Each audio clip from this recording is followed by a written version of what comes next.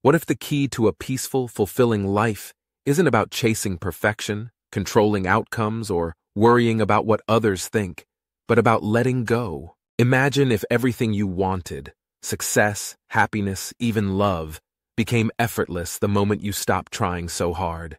It sounds paradoxical, but Michel de Montaigne, one of history's greatest philosophers, understood this better than anyone. Montaigne was a man who questioned everything. He lived in a time of war, political upheaval, and uncertainty, yet he found peace in a way few ever do. His philosophy? That life is absurd, unpredictable, and uncontrollable, so the only sane response is to relax into it. He believed that the more we obsess over controlling life, the more elusive happiness becomes. And yet, when we surrender, when we stop caring so much, things tend to fall into place. Think about the times in your life when you've wanted something so badly that you couldn't stop thinking about it. Maybe it was a job, a relationship, or even just approval from others. The more you fixated on it, the more it seemed to slip through your fingers. But the moment you stopped caring, really stopped caring, it often came to you effortlessly. Why? Montaigne believed that our attachment to outcomes is what causes us suffering. The world is chaotic, unpredictable, and full of contradiction. If you try to impose order onto it, you will suffer. If you let go, you free yourself from that suffering. Life, in many ways, is like a river. You can fight against the current, exhausting yourself and getting nowhere, or you can allow yourself to flow with it. And when you flow, everything moves smoothly, naturally, and with ease. There's something liberating about embracing the idea that you don't have to fix everything, impress everyone, or have all the answers.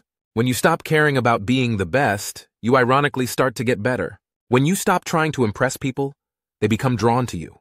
When you stop forcing love, the right relationships naturally appear. Montaigne's philosophy is not about apathy, it's about trust. Trusting life, trusting yourself, and trusting that things have a way of working out when you're not strangling them with worry and expectation.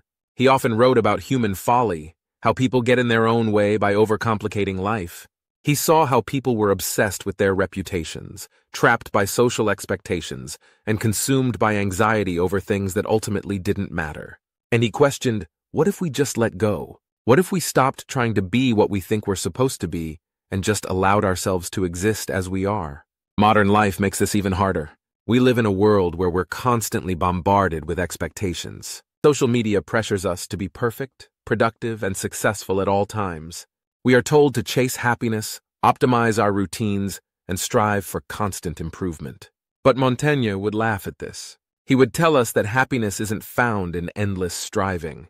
It's found in acceptance, in laughter, in enjoying life as it comes rather than how we think it should be.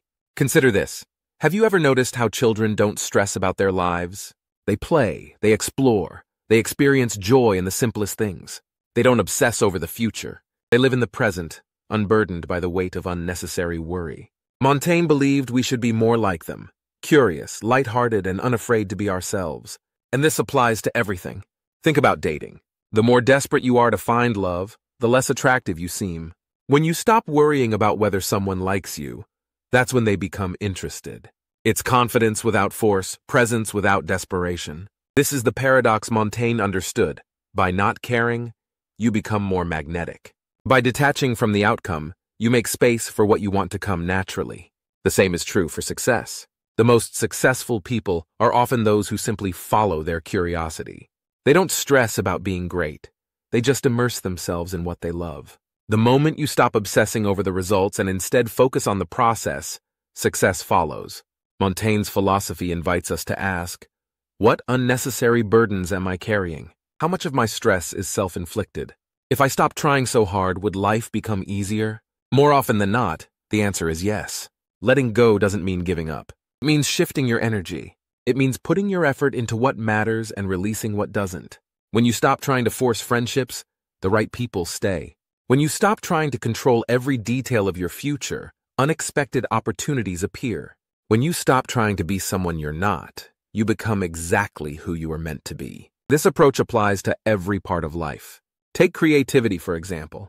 Writers, artists, and musicians often find that inspiration strikes when they stop chasing it. The best ideas come in the shower during a walk or in a moment of stillness, not when you're desperately trying to force them into existence. Montaigne understood this long before modern psychology confirmed it. The mind works best when it's at ease. And what about happiness? The harder you try to be happy, the more it eludes you.